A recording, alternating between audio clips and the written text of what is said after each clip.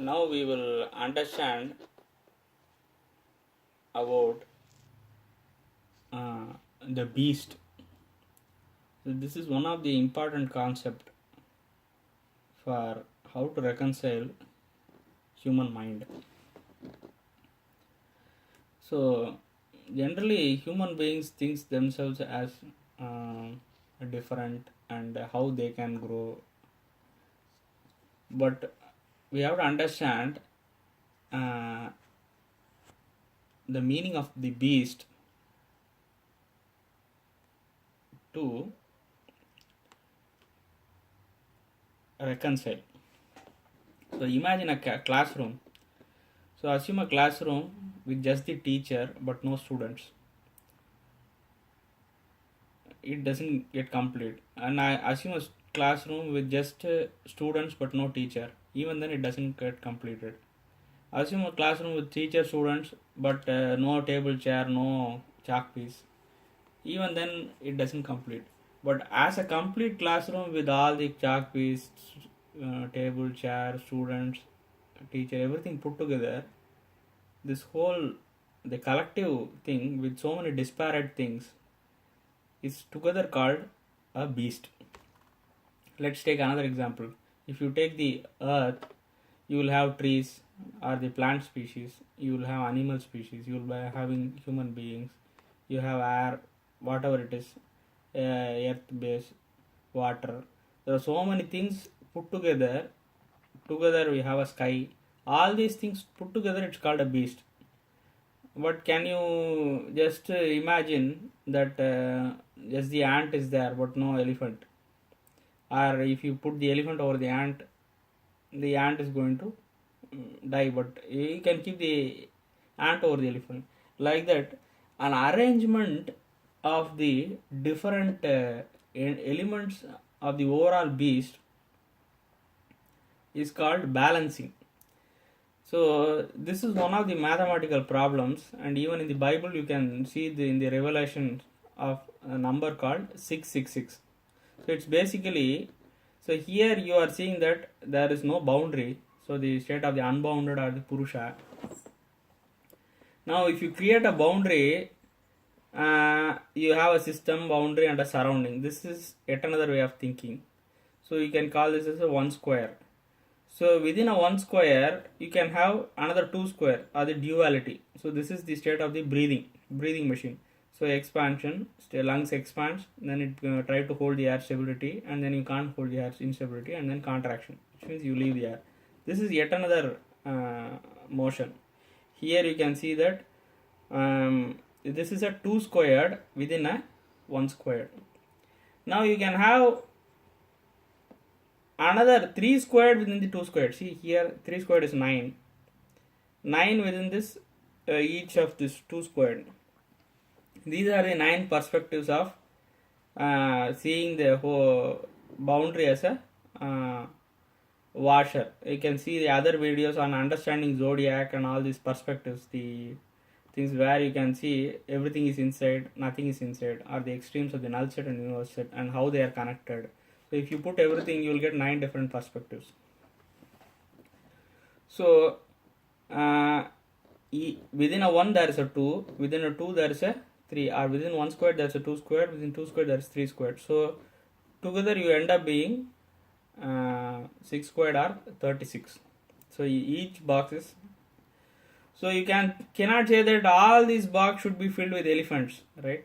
Nor can you say that all these box should be filled with ants, or every number box should be equally filled with number 1 1 1 1. No, it's one can be a 1, which is a small thing, and one can be the maximum 36.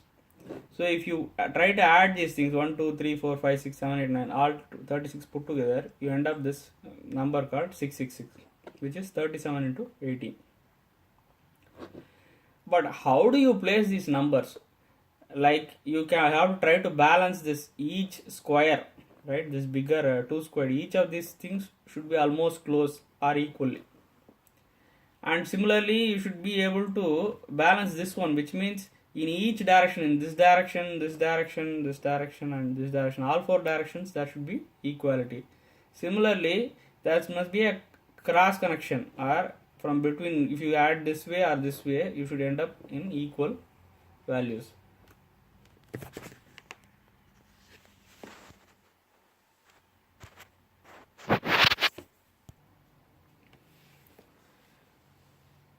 See, to balance all these numbers, the first approach is called the snake's approach. See, what we are doing is we are writing the numbers 1, 2, 3, 4, and then below the 4 you write a 5, 6, 7, 8. So 4 plus 5 is 9, 3 plus 6 is 9, 7 plus 2 is 9, 1 plus 8 is 9. Continue the snake. So as the snake goes this way, and then 9, 10, 11, 12. So then 13, 14, 15, 16. Then 17, 18, 19, 20. 21, 22, 23, 24, 25, 26, 27, 28, 29, 30, 31, 32, 33, 34. So if you try to add all these numbers, it will come, see here 1. You can write in the usual magic square method, where first write the 1, do the L shape, go to the, write the 8, then another L, write 9, another L, write 16. So we are now focusing on this vertical line.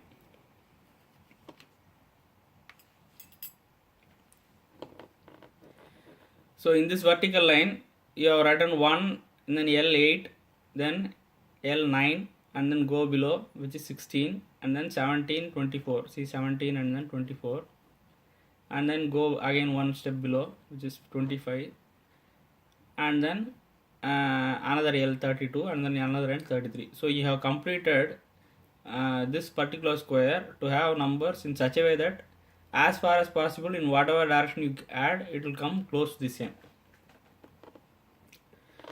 Similarly, you can do for the 2. Start from 2 here, then 2, then 7, another L, which is 10, 15, 18, 23, and then 26, another L 31, another L 34.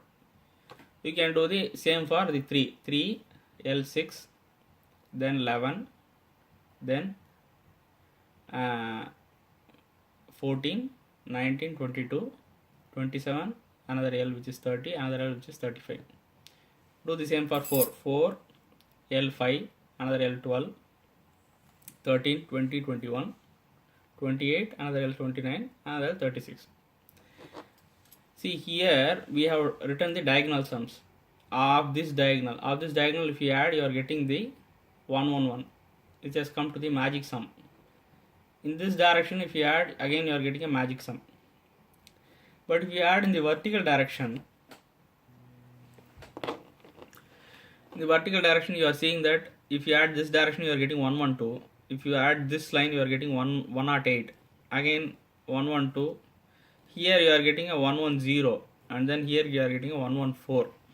See, you can see that there is a weird difference from 111. All these things. Similarly, in this direction, horizontally, if you add, you are getting many differences.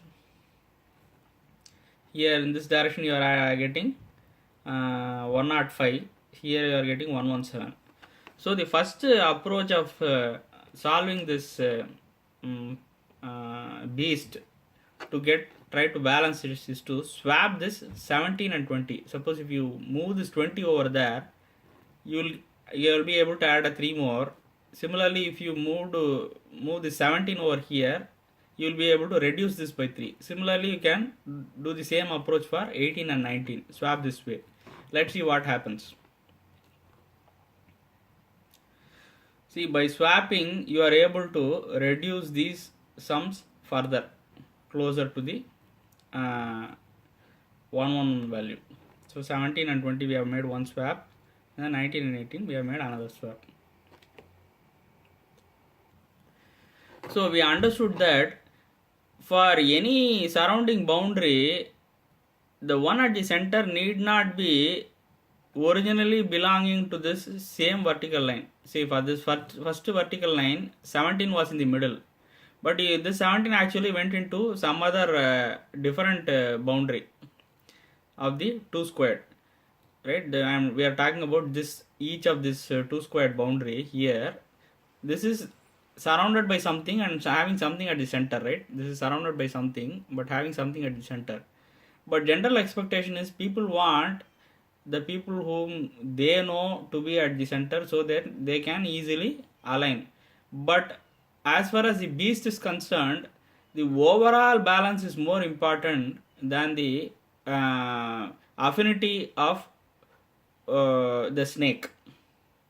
So though the snake approach originally helped to bring the some closer, it actually doesn't solve the beast totally. So we have to shift the centers. This shifting of the centers is called the yin yang thinking, where at the center of light you are seeing darkness, and the center of darkness you are seeing light. Now we move to the next stage of the problem, where we try to adjust something along the straight lines. See, you are in this even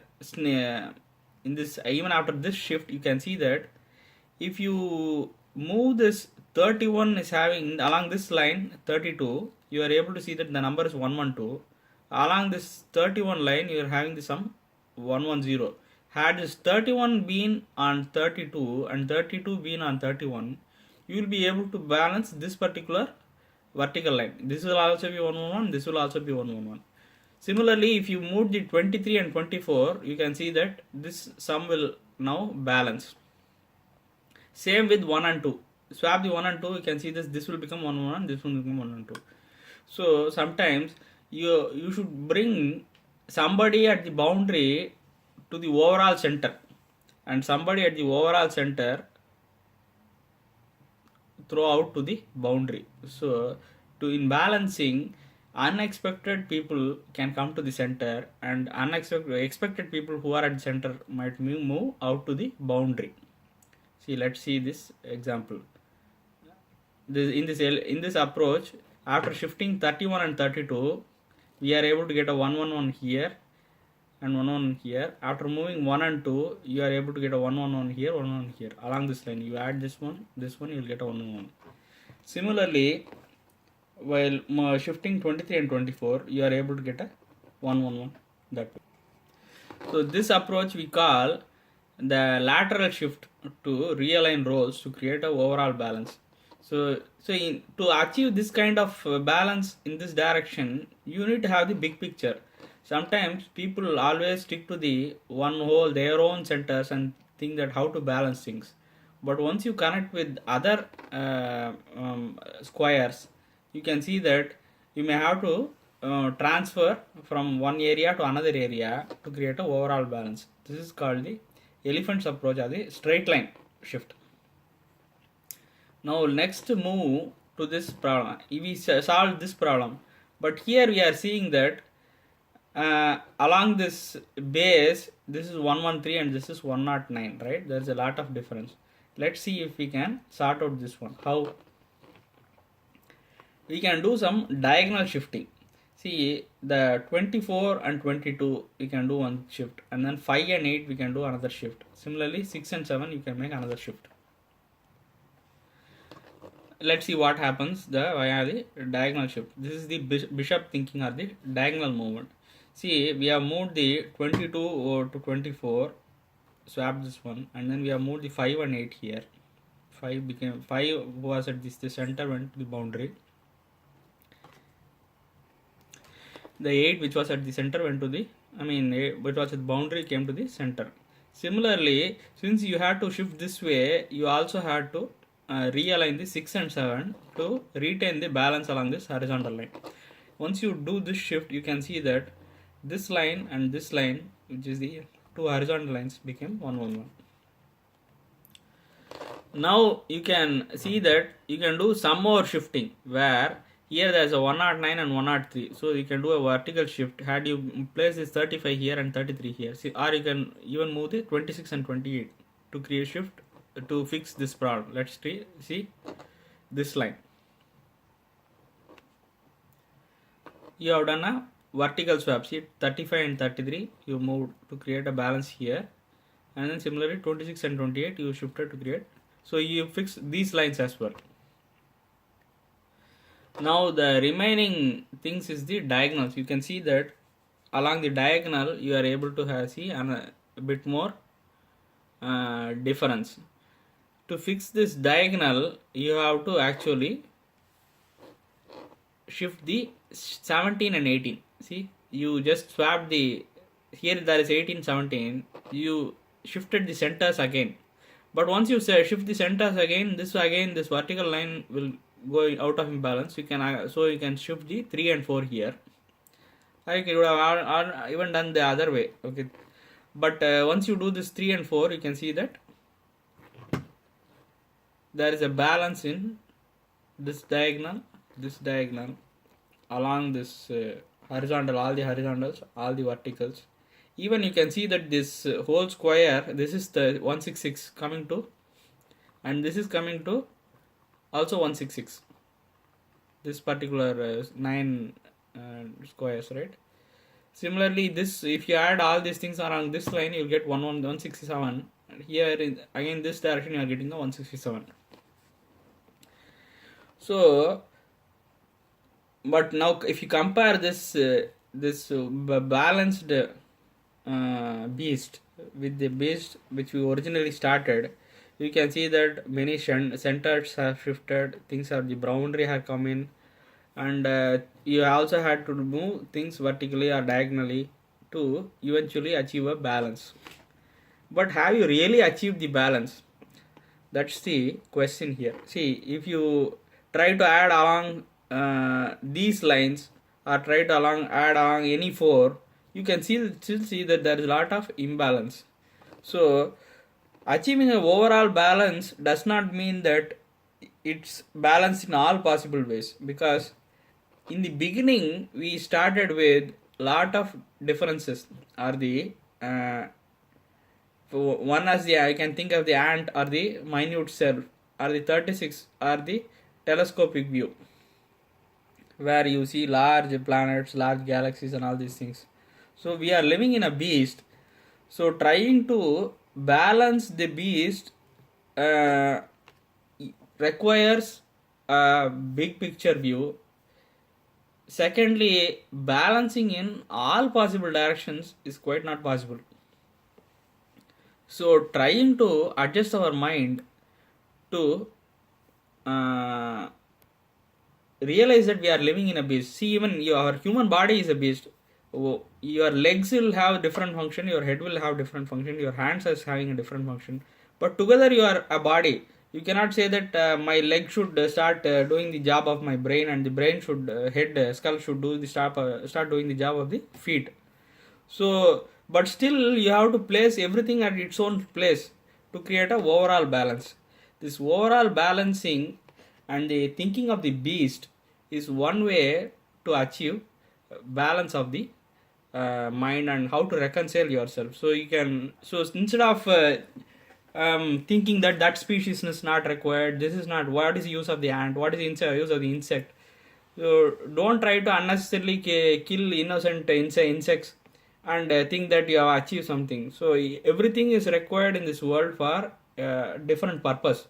So trying to live and also trying to let live by adjusting and appreciating even the minutest numbers like the 1 and the largest number like 36. Suppose if I remove this 1, just the 1 from this whole thing, all these numbers will go out of whack. I cannot change this 1 by 0, or I cannot increase or decrease. Similarly, this whole 36 I cannot just change. So, and this has to be in this particular square, and this has to be in that particular square. Only if you put these numbers in this way, you can come close to the overall balance. So trying to understand the beast or the 666 is one of the part of the journey in your mental balance. Thank you.